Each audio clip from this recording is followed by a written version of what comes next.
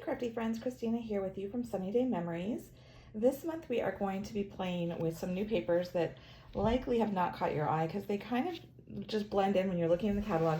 They are actually on page 116 of the catalog. They are Irresistible designs, and I'm hoping that they will come through okay here on camera if I tilt them a little bit here. So they have these really cool UV coatings to them. So it's almost like it's a wet embossed tone-on-tone effect, kind of like you've gone and taken white embossing powder and put it on some white cardstock. So you get 2 sheets of 3 different designs. So this first design is this beautiful floral one, and then there is this lovely greenery. Tilting it to the side, hopefully the light is picking up that beauty. And then finally you have this very versatile plaid. So these papers are amazing. There's several things that you can do with them. I definitely think these are a must-have to have in your stash, and I hope that this month you find some great inspiration using them. This week we're going to be making a really simple card with these Irresistible designs. I wanted to go ahead and incorporate all of the designs just to show them off and show how you can use them together. And I was inspired for my color palette from the catalog. So I'll bring it in here to show you. On page 61, this card right here, I really loved the particular colors that they brought from the Boho Vibes collection. And so that is where I went to do my colors for these Irresistible designs. So the catalog is much more than just, looking at the products that we offer from Stampin' Up. I think a lot of times we forget to utilize it for all of the great creative inspiration that it has. And so I just wanted to kind of remind you of that, especially since that is how I came up with the color palette that I used for my card today. So it is a standard A2 size card, so it does measure 5.5 by 8.5. I'm going to go ahead and score it at 4 1/4. So I'm going to go ahead and grab my bone folder and fold it in half so I get a nice crisp fold on it. And then while it's very subtle and you probably don't even notice it, here if I bring it up, there is another piece of the basic white here that I have edge distressed. And that piece measures, let me make sure I get this correct. It is a 4 7/8 inch long by 3 5/8 tall. And so if you haven't scissor distressed before, what you do is you go ahead and open your scissor blades so it's open and exposed, and so then you go ahead and rub it along the paper. So depending on the pressure that you give it, it will rough up those edges, break up those fibers a little bit more if you have more pressure, a little less if you have lighter pressure. So you're just going to go all the way around your paper and go ahead and create that fun textured look to it. And not only did I do it with that particular piece, but I also did it with my sentiment piece here. And that sentiment piece measures 2.5 long by 5/8 tall. So at the same time that I am going ahead and scissor distressing this piece, I'm going to also do this white strip as well. All right, so then you're going to go ahead and close up your scissors, wipe off any of that paper dust off of your area. You can also, if it kind of bothers you, don't want too much fibers, you can go ahead and take your fingers along the edge and just wipe off that excess, and that will make it just a little bit cleaner. It'll still have that fluff to it, but not as much fluff. So you kind of can have a couple different looks to that. So then I'm going and bringing in that beautiful new Secret Sea color that we have. It's got this rich blue, kind of a gray undertone to it. And this measures 4 3/4 long by 3.5 tall. So I'm gonna go ahead and glue that directly to the center of that larger white piece that I did scissor distress. That way it does really show off that scissor distressing on there. And you would think that you're gonna go ahead and glue this on, but don't glue it onto your card base just yet, because we're gonna add our strips and our twine first. Now we are going to go ahead and do our beautiful strips here. So I'm gonna move everything else out of the way. I'm gonna grab a piece of paper, some scratch paper. If you have a glass mat, this is a great time to use it because we're gonna go ahead and be inking on these. And so I'm gonna go ahead and set out my pieces. So since I am doing a couple of them the same color, I'm going to have those by each other. So the 2 floral ones I am having be in the Daffodil Delight. So those 2 are together. And then I'm going to have my 2 vine ones. My leaves are going to both be the Mossy Meadow. And then the remaining 2 plaid are going to be 2 different colors. So you can color these with your, I'm going to use sponge daubers today. So you can use sponge daubers. You can use the blending brushes. They also work great for doing it. You could use a round sponge, whatever you particularly like to use, that it'll work just fine to go ahead and rub that color on there. So I'm gonna go ahead and start with one of my plaid pieces here in the Cajun Craze. And I'm going to show you how this magic works. So you're gonna go ahead and dip your sponge dauber or your blending brush, whatever you're using, into your ink. And then I go ahead and I just do a circular motion here. And look at how beautiful that is. It just pops. It's like this magic. And depending on how much pressure you give and how much ink you have, so you see how it's darker here and it gets lighter. So I like to keep it kind of the same tone. So I'm gonna go back and keep it all dark and finish out this entire strip here in this Cajun Craze color.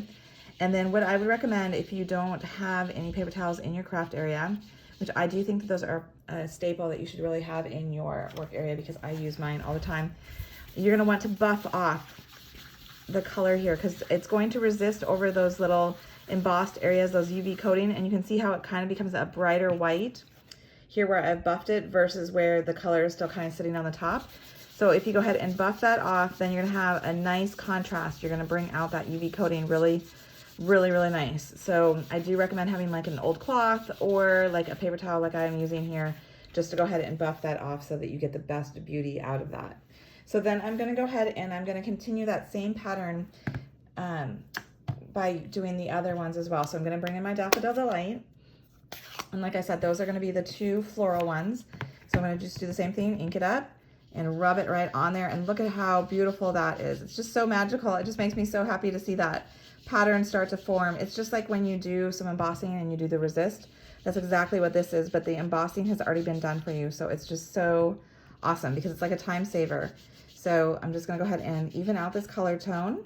And then I'm gonna go and bring in my paper towel again and buff the color, buff over those images so that the bright white is showing and it's not dulled by that ink that's still sitting on that UV coating. So you can see how lovely that is. So, so pretty. So I'm gonna continue doing the rest of the strips, all 6 of them. And I don't think I mentioned the size. They are 3/4 inch wide and they are 3 inches tall. So there's 6 of them. And if I forget to say a dimension, they will be in the description under the video as well. All right, so I've just finished doing all of my panels here. And I should have warned you ahead of time that this is going to get you your fingers all inky because you are, you know, blending ink on there and then buffing it off. So if you don't like getting inky, maybe you want to leave the panels white because it's still going to look very pretty with the tone on tone, the glossy nature of that UV coating on there. So I just wanted to point that out. So now we're going to go ahead and bring back in this one, the Secret Sea that we have gone ahead and adhered to the basic white. And so I like to go ahead and just put my pieces out, lay them out so I have them in the right order so I don't accidentally grab and glue incorrectly. And so I'm just doing that right now. So I'm just spacing them out just like I have them in my sample card here so that I know that I'm going to be going and doing them in the correct order.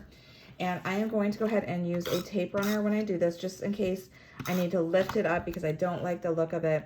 That gives me that ability. So I'm going ahead and putting my first one on, and I'm kind of putting it at an angle, kind of going down to the lower right, and it goes up to the left. And then I'm going to take my next one here, and I'm going to kind of angle it the opposite way. So I'm going to overlap and then just kind of go more the upper part to the right.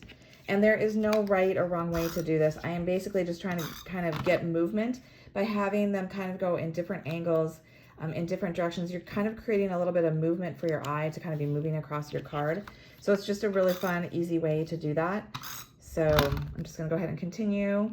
And then what I actually did when I got towards the end here is I wanted to kind of make sure before I finished it out that I'm going to be spacing them correctly so that it kind of is balanced. So I did kind of do a little check when I got kind of about halfway, and it is gonna go okay. Like if you find that it's kind of, you're bunched too much to the left when you're starting, then you have all this room on the right, you may wanna lift them up and kind of adjust. But I did wanna kind of just note that so that you were prepared and had it kind of fitting the card so that it took up the space all evenly. All right, so I've got all those glued on now. So now what I'm going to do is I'm going to take, I have a 21-inch piece of our linen thread, and I am going to go ahead and wrap that around here a couple of times so that way I am creating, and it's not going to go all the way because I was trying to be frugal with it. So you can see that it does come together here, but it's not going to like tie or anything. I'm going to use a glue dot to go ahead and hold that. And then we're going to tie a separate bow. So it's kind of like a fake bow here. It's not part of that longer strip. I've got 2 pieces here that measure 6 inches. And I'm gonna go ahead and just tie it into a bow here. So that way I can use another glue dot and just glue that down onto my card, and it creates the illusion that those two strands that have gone around my card are actually coming together in this bow. Let me just try this again. My fingers are not wanting to work for the bow today. So I did 2 strands, so that way it's a little bit fuller. You could do a single strand if you wanted. And I'm seeing here that my bow is not working. Let me try it a third time. Third time's a charm here. Okay. Bring that through, and then you're just gonna kind of fuss with it a little bit to get the bow part equal and the tails somewhat, the tails don't need to necessarily be equal because those you're gonna go ahead and trim off. But so now I've got my bow, and I'm gonna go ahead and trim off those ends, and then I'm gonna show you how I glue it down. So if you do not know this trick for your glue dots, this is a very handy one to know.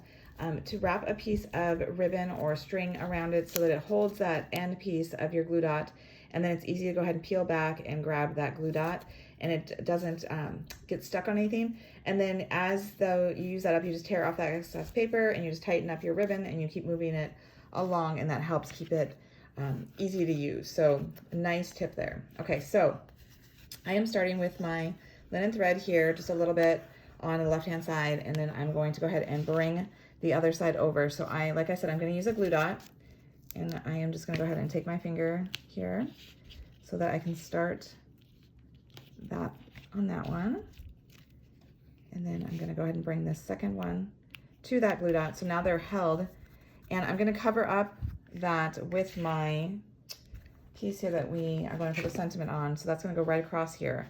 So I do need to kind of make sure that my strands are not going too wide, that it's not going to be covered by my little sentiment strip here.